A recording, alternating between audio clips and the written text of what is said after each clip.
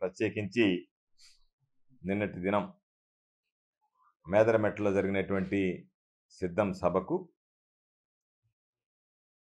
దాదాపుగా గ్రామాల్లో ఉన్నటువంటి ప్రజలు, పార్టీలు, నాయకులు, కార్యకర్తలని కాకుండా ప్రజలందరూ స్వచ్ఛందంగా తరలి రావడం జరిగింది.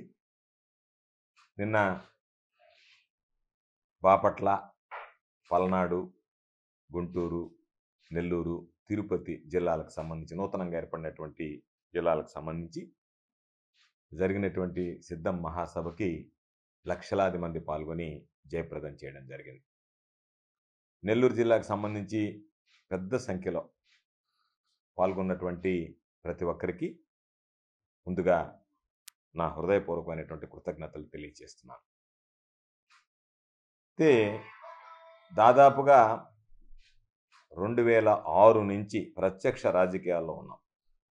మా కుటుంబం సుదీర్ఘంగా దాదాపు 60 సంవత్సరాల నుంచి మా కుటుంబం రాజకీయాల్లో ఉంది. అయితే ఎప్పుడన్నా ఏదన్నా ఒక సభకి జనాన్ని తరలించాలి అంటే బస్సులు పెట్టి బ్రతిమాలి మీరు రండి బాబు అని చెప్పని వాళ్ళని తరలించాల్సినటువంటి పరిస్థితి ఉండేది. నేను అనేక సమావేశాలు చూశాను. జాతీయ స్థాయిలో వచ్చినటువంటి నాయకులు నెల్లూరు వచ్చినప్పుడు చూసాం, ముఖ్యమంత్రులు లేదా వివిధ అధికారులు చాలామంది వచ్చినప్పుడు చూసాం, వివిధ అధికార హోదాలో ఉండేటువంటి వాళ్ళు చాలామంది వచ్చినప్పుడు చూసాం. అయితే దాదాపుగా ఈరోజు మేదరమెట్ల అంటే నెల్లూరు జిల్లాకు సంబంధించి చాలా దూరం, 200 కిలోమీటర్లు దాదాపుగా కొన్ని నియోజకవర్గాలకి, తిరుపతి నియోజకవర్గానికి అయితే 300 పైచిలుకు కిలోమీటర్లు ఉండేటువంటి పరిస్థితి. ముందుగా అన్ని గ్రామాల్లో చెప్పాం, మహిళలు ఇబ్బంది పడతారు, మీరు రాలేరు, తట్టుకోలేరు అని చెప్పి కేవలం పురుషులనే రమ్మని చెప్పాం, మగవాళ్ళనే రమ్మని చెప్పాం. అయితే ఎంత మేర వీలైతే అంత మేర రవాణా సౌకర్యాలు ఏర్పాటు చేస్తే, మాకు మీరు రవాణా సౌకర్యం ఏర్పాటు చేయలేదు జగన్మోహన్ రెడ్డి గారి సభకి తీసుకువెళ్ళడానికి అని చెప్పి మొట్టమొదటిసారిగా నా జీవితంలో అలకబోనడం అనేటువంటిది ప్రజలు చూడడం జరిగింది. ఇది ఎన్నడూ జరగలేదు. నాయకులు కానీ కార్యకర్తలు కానీ మనం ఇస్తాం దానికన్నా తక్కువ ఇస్తే ఆనందపడిపోయేవాళ్ళు. అబ్బా ఇంతమందిని తరలించాలని చెప్పి అనుకుంటున్నాం, ఇంకా తగ్గించి ఇచ్చారని చెప్పి మొట్టమొదటిసారి నా జీవితంలో ఇచ్చిన దానికన్నా మీరు ఇంకా మాకు ఎక్కువ ఇవ్వలేకపోయారని చెప్పి ఈరోజు ఉదయం కూడా పాపం కొంతమంది ఫోన్ చేసి బాధపడడం జరిగింది. మేము సిద్ధంగా ఉన్నాం, కొన్ని దగ్గరలో అయితే మీరు వెళ్ళలేరు, 200 కిలోమీటర్ల పైచిలుకు కష్టం అని చెప్తే, లేదు మేము కింద కూర్చొని వెళతాము అని చెప్పి బస్సులో కొంతమంది యువకులు నిలబడి వెళ్ళారు, కొంతమంది కింద కూర్చొని వెళ్ళారు. ఇంత స్పందన అనేటువంటిది నేను ఎన్నడూ చూడలేదు. ఇది ప్రతి ఒక్కరికి తెలిసినటువంటి విషయం, ఈరోజు ప్రతి ఒక్కరు చర్చించుకునేటువంటి విషయం. గ్రామాలలో బస్సు వెళ్ళిన వెంటనే చెప్పినటువంటి వాళ్ళు కాకుండా చెప్పనటువంటి వాళ్ళకి కూర్చొని బస్సులు నిండిపోయాయి. ఈ చెప్పినటువంటి వాళ్ళు పాపం ఎక్కలేకపోయారు, నిలబడిపోయారు, ఆగిపోయారు, నిలిచిపోయారు. అందరికీ చెప్పాం, వేల సంఖ్యలో బస్సులు బయలుదేరుతున్నాయి, వేల సంఖ్యలో కారులు బయలుదేరుతున్నాయి, వేల సంఖ్యలో టెంపోలు లాంటి ప్రైవేటు వాహనాలు బయలుదేరుతున్నాయి. మీరు ఇబ్బంది పడతారు అంటే ఏమీ ఇబ్బంది పడ్డా పర్వాలేదు, మేము రావాల్సిందేననేటువంటి ఒక దృఢ చిత్తంతో ఈరోజు తరలి వచ్చినటువంటి నేపథ్యం ఎన్నడూ చూడనటువంటి పరిస్థితి. లక్షలాది మంది తరలి వచ్చి జగన్మోహన్ రెడ్డి గారికి ఆశీస్సులు అందించడం జరిగింది. ఇది నిజంగా ఆంధ్ర రాష్ట్రానికి సంబంధించినటువంటి ఇది ఒక చరిత్ర. అంతమంది ఒక దగ్గర గుమికూడడం, జనాన్ని ఒక్కసారి కింద ఉన్నటువంటి వాళ్ళకన్నా స్టేజ్ మీద ఉన్నటువంటి వాళ్ళని చూస్తే అసలు కళ్ళు తిరిగేటువంటి పరిస్థితి, ఒక అలలాగా జనసముద్రంలాగా ఎక్కడ చూసినా సరే. కాబట్టి అంత కష్ట నష్టాలకు వచ్చి ప్రజలు అంత పెద్ద ఎత్తున పాల్గొని జగన్మోహన్ రెడ్డి గారికి ఆశీస్సులు అందించడానికి తరలి వచ్చినందుకు ప్రతి ఒక్కరికి పేరు పేరున నా హృదయపూర్వకమైనటువంటి కృతజ్ఞతలు తెలియజేస్తున్నాను. అయితే ఎందుకు జనం ఇంతమందికి రావడానికి కారణం అంటే 58 నెలలు జగన్మోహన్ రెడ్డి గారి ముఖ్యమంత్రిగా ప్రతి ఇంటికి సంక్షేమ ఫలాలను చేర్చగలిగాడు కాబట్టి, ప్రతి కుటుంబం ఈరోజు జగన్మోహన్ రెడ్డి గారి ద్వారా సంక్షేమ లబ్ధి మా ఇంటికి చేరింది అని చెప్పి గ్రహించారు. కాబట్టే ఆ ఇంట్లో ఉండేటువంటి వాళ్ళు తమ బాధ్యతగా జగన్మోహన్ రెడ్డి గారు ఏర్పాటు చేసినటువంటి సభకు వెళ్ళాలి, ఆయనకు మన ఆశీస్సులు అందించాలి, మనం మద్దతు పలకాలి, మనం అందరం రేపు జరిగేటువంటి ఎన్నికలకు మేమందరం సిద్ధంగా ఉన్నాం అనేటువంటిది ఆయనకి తెలియజెప్పాలనేటువంటి లక్ష్యంతో ఈరోజు రావడం జరిగింది. అంటే పథకాలు నేరుగా ఇంటికి చేరాయి, మనం నేరుగా ఇంటి గడప దాటి బయటికి వెళ్ళి జగన్మోహన్ రెడ్డి గారికి మన ఆశీస్సులు అందించాలనేటువంటి ఒక అరుదైనటువంటి ఆలోచనతో వచ్చాయి. ప్రభుత్వం సొమ్ము ఇచ్చారు ఏముందనేటువంటిది కాకుండా, పార్టీలకు అతీతంగా, పార్టీలతో సంబంధం లేకుండా, ఏ పార్టీకి చెందనటువంటి వ్యక్తులు, కొంతమంది కరుడు కట్టినటువంటి తెలుగుదేశం పార్టీకి సంబంధించినటువంటి వ్యక్తులు, వీళ్ళందరూ కలిసి బస్సులు ఎక్కి తరలి వెళ్ళారంటే దాని అర్థం ప్రతి కుటుంబానికి ఈరోజు లబ్ధి చేకూరింది. కాబట్టి జగన్మోహన్ రెడ్డి గారు ప్రతి కార్యక్రమాన్ని ఇంటికి చేర్చాడు. కాబట్టి ఆ ఇంటిలో ఉన్నటువంటి కుటుంబాలు జగన్మోహన్ రెడ్డి గారికి ఆశీస్సులు అందించడానికి బయటకు వచ్చాయి. అయితే దురదృష్టం ఏంటంటే బ్రహ్మాండంగా సభ జరిగింది, జనం బ్రహ్మాండంగా హాజరయ్యారు. తెలుగుదేశం పార్టీకి సంబంధించినటువంటి చంద్రబాబు నాయుడికి కన్ను కుట్టింది.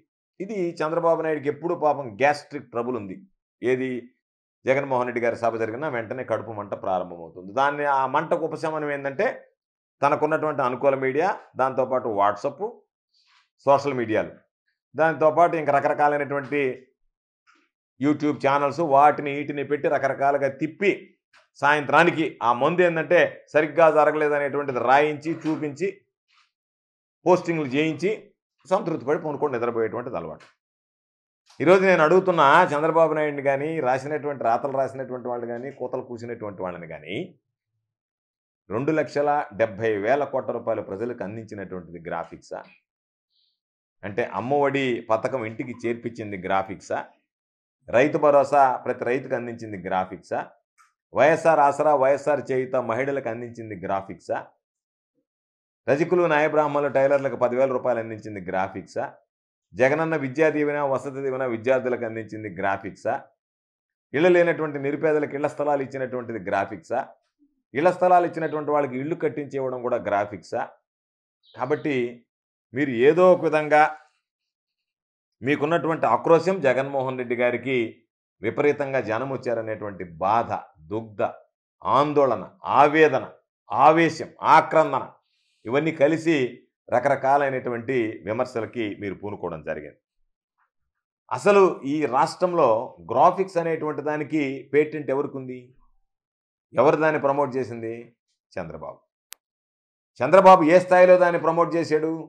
రాజధాని నిర్మాణానికి సంబంధించి ఇంతవరకు రాజధాని పూర్తి చేయకుండానే రాజధాని అద్భుత కట్టడం ఏ విధంగా ఉంటుందనేటువంటి దాన్ని గ్రాఫిక్స్లో చూపించాడు. ఆ గ్రాఫిక్స్లో అద్భుతంగా రాజధానిని చూపించడానికి ఆ రాజధానికి సంబంధించినటువంటి నిర్మాణ నిపుణుల కమిటీలో ప్రముఖ దర్శకుడు అనేటువంటి రాజమౌళిని చేర్చాడు.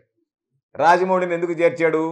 రాజమౌళి బాహుబలిలో బ్రహ్మాండంగా గ్రాఫిక్స్ చూపించాడు కాబట్టి, నువ్వు ఉన్నది లేనట్టుగా చూపించగలిగేటువంటి సినిమా చూపించగలిగాడు కాబట్టి, అదేవిధంగా నువ్వు కట్టంది కట్టినట్టుగా చూపించగలిగేటువంటి విధానాన్ని నువ్వు అవలంబిస్తే బాగుంటుంది, ప్రజలకు గ్రాఫిక్స్ చూపించాలని చెప్పి నీ బుద్ధి, నీకున్నటువంటి ఆలోచన, నీ సంకుచిత మనస్తత్వం చంద్రబాబుది గ్రాఫిక్స్లో చూపించుకొని మురిసిపోవడం, ప్రజలకు గ్రాఫిక్స్లో చూపించి ఆశ పెట్టి ఇదిగో ఈ ఆశలన్నీ తీర్చానని చెప్పి మాట్లాడడం. అటువంటి నీచమైనటువంటి మనస్తత్వం కలిగినటువంటి నువ్వు ప్రతి ఒక్కరూ నీలాగా వ్యవహరిస్తారు అనుకుంటే పొరపాటు కదా. దానికి ఏదో కింద గ్రీన్ మ్యాట్ ఉంది కాబట్టి దానికి సంబంధించినటువంటి గ్రాఫిక్స్ అని కళ్ళు పెట్టుకుని చూస్తే, అక్కడ ఉన్నటువంటి వాస్తవాన్ని గ్రహిస్తే, ఏ పత్రిక ఎవ్వరూ కూడా దీనికి స్పందన లేదని కానీ, జనం రాలేదని కానీ, నోటి వెంట మాట రాలేనటువంటి పరిస్థితి. కాబట్టి దానిని జనం వచ్చారని చెప్పుకోవడానికి మీకు ఇష్టపడక, ఆ జనాన్ని చూపించడానికి మీకు మనసు రాక, మీరు ఏదో ఒక విధంగా దానికి సంబంధించి బురద చల్లాలని, ఏదో ఒక విధంగా అంటే జరిగినటువంటి కార్యక్రమాన్ని జరగలేదు అనేటువంటిది సృష్టించాలని మీరు చేసినటువంటి దుర్మార్గం అనేటువంటి ప్రయత్నం ఈరోజు వికటించలేదా? లక్షలాదిగా మందిగా వచ్చినటువంటి జనం ఈరోజు వరే మనం వెళ్ళి చూసామే, మనం చూసినటువంటిది వాస్తవం అయితే పత్రికలు ఈ విధంగా రాశాయంటే మీ పత్రికల క్రెడిబిలిటీ దెబ్బతినదా? చంద్రబాబు నాయుడు అనేటువంటి వాడికి ఎప్పుడూ విలువ లేదు. చంద్రబాబు నాయుడు అనేటువంటి వాడికి ఎప్పుడు విశ్వసనీయత లేదు. చంద్రబాబు నాయుడు నోటుకుండా నిజం వస్తే ఆశ్చర్యపడాలి, కానీ అబద్ధం వస్తే ఆశ్చర్యపడాల్సినటువంటి అవసరం లేదు. చంద్రబాబు నిద్రలేస్తే మాట్లాడేది, నోరు తెరిస్తే వచ్చేది అబద్ధాలే. నిజం రాదు, నిజం మాట్లాడు, నిజం మాట్లాడకూడదు అనేటువంటిది ఆయనకున్నటువంటి ఒక ప్రధానమైనటువంటి ఆలోచన. ఆయన పాపం నిజం మాట్లాడితే ఆయనకు పాపం ఏదో పోగొట్టుకున్నటువంటి వాళ్ళ తయారవుతాడు. కాబట్టి అబద్ధాలు అనేటువంటిది చంద్రబాబు నాయుడికి అలవాటు, చంద్రబాబు నాయుడు బలం. చంద్రబాబు నాయుడు నిజం మాట్లాడితే బలహీన పడిపోతాడు, అబద్ధాలు చెప్పిన రోజులు బలంగా ఉంటాడు. అటువంటి పరిస్థితుల్లో ఈరోజు దాన్ని ఉన్నది లేనట్టుగా చూపించి రకరకాలైనటువంటి పరిస్థితులు చేశారు. నేను మిమ్మల్ని అడుగుతున్నా, 4 సభలు జరిగాయి. ఉత్తరాంధ్రలో సభ జరిగింది, సిద్ధం సభ. తర్వాత ఉత్తర కోస్తాలో సిద్ధం సభ జరిగింది. రాయలసీమలో సిద్ధం సభ జరిగింది. నిన్న 42 నియోజకవర్గాలతో జరిగినటువంటి దక్షిణ కోస్తాలో నిన్న సిద్ధం సభ జరిగింది. 4 సభలు దాదాపుగా 1.5 నెలల నుంచి ప్రజల్లో మమేకమై ప్రజల దగ్గరికి వెళ్ళి జగన్మోహన్ రెడ్డి గారు ఈ విధంగా సిద్ధం సభల ద్వారా తాను ఏమి చేశాడనేటువంటిది చెప్తున్నాడు, ఏమి చేయబోతున్నాం అనేటువంటి దాని మీద కూడా కాస్త స్పష్టత ఇవ్వడం జరిగింది. మేనిఫెస్టో ప్రకటించాల్సి ఉంది ఇంకా. అయినా నిన్న కూడా ఏమేమైతే ఖచ్చితంగా కొనసాగుతాయి అనేటువంటి దాని మీద కూడా జగన్మోహన్ రెడ్డి గారు స్పష్టతనిస్తూ చంద్రబాబు నాయుడు చేసేటువంటి మోసాలు, చంద్రబాబు నాయుడు చెప్పేటువంటి అబద్ధాలు, చంద్రబాబు నాయుడు ఏ విధంగా వంచనకు మరలా ఆంధ్ర రాష్ట్ర ప్రజల్ని గురి చేయడానికి చూస్తున్నాడు, ఓట్లు దండుకోవడానికి ఈరోజు దొంగచాటుగా లేనిపోయినటువంటి హామీలు ఇచ్చనేటువంటిది కూడా నిన్న జగన్మోహన్ రెడ్డి గారు బహిర్గతం చేయడం జరిగింది. ఒక పక్క జగన్మోహన్ రెడ్డి గారు సభలు పెట్టుకొని ప్రజల మధ్యకి వెళ్ళి ప్రజలతో మమేకం అవుతుంటే చంద్రబాబు ఎక్కడున్నాడు? చంద్రబాబు ఏం చేస్తున్నాడు? రా కదలిరా సమావేశం ఏర్పాటు చేశాడు కొన్ని దగ్గరలా. ఆ రా కదలిరా సమావేశాలు చూస్తే పాపం ఓన్లీ ఆ ఎల్లో మీడియాకి సంబంధించినటువంటి కొంతమంది ఛానల్స్ని పంపిస్తున్నారు. ఎక్కడన్నా మీరు మాట్లాడేటప్పుడు జనాన్ని చూపించినటువంటి సందర్భం ఉందా? ఖాళీ కుర్చీలు లేరాడు జనం. ఎంతసేపటికి ఎవరున్నా లేకపోయినా మీడియాలో వస్తే చాలని చెప్పి 1 గంట చంద్రబాబు నాయుడు మైకేల్ జాక్సన్ లాగా మెడకను తగిలించుకొని వచ్చి దాని గురించి మాట్లాడిపోవడం తప్ప ఎక్కడన్నా ఎన్నడన్నా నిన్న జగన్మోహన్ రెడ్డి గారు మాట్లాడేటప్పుడు సభను చూపించారు, జనాన్ని చూపించారు, జనం యొక్క స్పందన చూపించారు. నువ్వు మాట్లాడేటప్పుడు జనాన్ని చూపించగలుగుతున్నారా అంటే జనం లేరు. రా కదలిరా నువ్వు పిలిస్తే రావు, నువ్వు పిలిస్తేనని చెప్పి నువ్వు వెళ్ళిపోమని చెప్పి నిన్ను తరివి కొట్టడానికి సిద్ధమవుతున్నారు. వచ్చినటువంటి వాళ్ళు ఎవరు కూలీ జనం కూడా కాసేపు 10 నిమిషాలు వెళ్ళిపోతున్నారు. నీ ముఖం చూడడానికి జనం ఇష్టపడటం లేదు. నీ ముఖం అంటేనే జనానికి కాకుండా వచ్చేసింది. అందుకని చంద్రబాబు ఏం చేశాడు? ఇది ఎట్టా జనం వచ్చేటట్టు లేరనని జగన్మోహన్ రెడ్డి గారు ప్రజలను నమ్ముకున్నాడు. 4 సభలు ఈరోజు జగన్మోహన్ రెడ్డి గారు పూర్తి చేశాడు. మొత్తం మీద రాష్ట్రానికి సంబంధించి 4 భాగాలకు విభజించి. ఎందుకు? జనం ఒక్కసారిగా రాలేరు, వస్తే ఇబ్బందులు పడతారు. ఎందుకంటే నిన్న మనం చూసాం, ఒక సభ ఏర్పాటు చేస్తేనే ఈ 42 నియోజకవర్గాలకు సంబంధించి ఎన్ని రకాలైనటువంటి ఇబ్బందులు పడ్డారు. ఎక్కువ జాముకు వచ్చారు పాపం. ఎవడలోనైనా చింతాకంత బాధ ఉందా అంటే ఎవడు బాధపడటం లేదు, గర్వంగా చెప్పుకుంటున్నారు.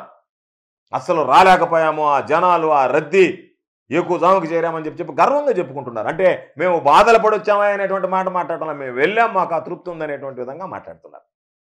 కాబట్టి 4 దగ్గరలా సభలు పెట్టి ఆయన తిరుగుతుంటే నువ్వు ఎన్నికలకు ముందు 4 రోజులుగా ఢిల్లీలో మకాం వేసి మీరు బీజేపీతో మేము పొత్తు పెట్టుకోవడానికి సిద్ధంగా ఉన్నాం అని చెప్పి వాళ్ళ గడపల చుట్టూ తిరుగుతున్నాం. జగన్మోహన్ రెడ్డి గారు ప్రజల చుట్టూ తిరుగుతుంటే చంద్రబాబు నాయుడు పార్టీల చుట్టూ తిరుగుతున్నాడు. ముందేమో నువ్వు అన్నావు, ఒరే మన వల్ల కాదనుకున్నావు, రెండో వాడిని కలుపుకున్నావు పవన్ కళ్యాణ్ని. అతని దగ్గర ఏముంది పాపం? జనసేన జనసేన జనసేన అని అనని. జనం లేనటువంటి పార్టీకి సేనాని అతను.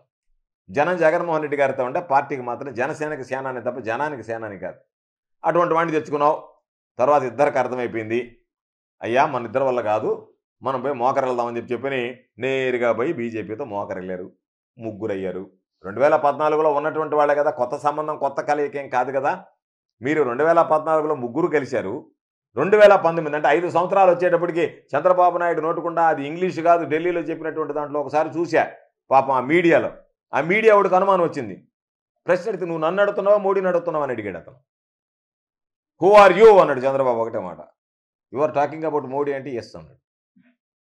అటువంటి అనర్ఘణమైనటువంటి ఇంగ్లీష్లో మోడీని విమర్శించినటువంటి వాడివి. మామూలు తెలుగులో కాకుండా నేనే అనుకున్నాడమ్మా వాడు ఎక్కడ చదువుకొని వచ్చాడో కానీ బ్రహ్మాండమైనటువంటి ఇంగ్లీష్ మాట్లాడుతున్నాడు చంద్రబాబు, వాయించి వదిలిపెట్టాడు ఢిల్లీ మీడియా అని చెప్పి. ఆ విధంగా నువ్వు ఢిల్లీలో అనర్ఘళంగా ఆంగ్ల ఉపన్యాసం ఇస్తీవి, మోడీని రకరకాలుగా తిడుతీవి, మోడీ వ్యక్తిగత జీవితాన్ని గురించి మాట్లాడుతీవి. ఈరోజు అదే వ్యక్తితో పోయి మళ్ళీ నువ్వు ప్రత్యేక హోదా ఇవ్వలేదు, అది మోసం చేశాడు, ఇది మోసం చేశాడని ఏ నోటితో మాట్లాడావు, గోత్రాలు అంతమందిని చంపేశాడు, నరహంతకుడు మోడీ అని మాట్లాడినటువంటి నువ్వు ఈరోజు ఆయన చంకనాకడానికి ఢిల్లీకి వెళ్ళి చేరుకుంటువి. అక్కడ చేరి ఆయన చుట్టూ ప్రదక్షిణాలు చేస్తేవి, అమిత్ షా చుట్టూ ప్రదక్షిణాలు చేస్తేవి, నడ్డా గారి చుట్టూ ప్రదక్షిణాలు చేస్తేవి, బీజేపీ వాళ్ళందరినీ తీసుకుపోతేవి, పవన్ కళ్యాణ్ని జోడిస్తేవి. సీట్లు తక్కువైనా ఎక్కువైనా సరే పవన్ కళ్యాణ్ నేను తగ్గించుకుంటాను, నాకేం పర్వాలేదని చెప్పిన అతను మాట్లాడా. ఇదే పవన్ కళ్యాణ్ పాపం మొన్న చూశా, నేను గనక జగన్మోహన్ రెడ్డి అనేటువంటి వాడిని కనుక తొక్కేకపోతే నేను పవన్ కళ్యాణ్ కదా, నేను అసలు పవన్ కళ్యాణ్ ఎవరు గుర్తించారు ఎవరు అంటున్నారు.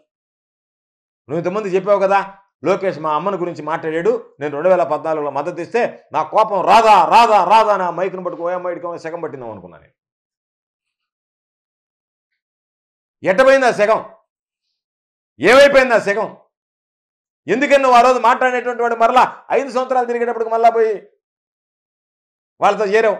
నేను అనుకున్నా పవన్ కళ్యాణ్ చాలా గట్టిగా మాట్లాడుతున్నాడు, లోకేష్ని చంద్రబాబుని చొక్కా పట్టుకుంటాడు, కాలర్ పట్టుకుంటాడు అనుకుంటే చొక్కా కాలర్ వదిలిపెట్టి కాళ్ళు పట్టుకుంటాడు. నువ్వు ఆ రోజు మాట్లాడినటువంటి విధానం చూస్తే ఏ విధంగా ఉండింది? ప్రజలందరికీ ఇప్పుడు కూడా వీడియోలు ఉన్నాయే. ఓయమ్మ నేరుగా పోయి ఇంటికి పోయి చొక్కా పట్టుకుంటాడేమో, కాలర్ పట్టుకొని లాగుతాడేమో ఒక్కొక్కరిని అనుకుంటే అవి వదిలిపెట్టి కాళ్ళు పట్టుకుంటే లాస్ట్కి వచ్చేటప్పటికి. కాబట్టి 2014లో మీరు ఒకటయ్యారు, 2019 వచ్చేటప్పటికి ముగ్గురు మీద వెరసకపడ్డారు.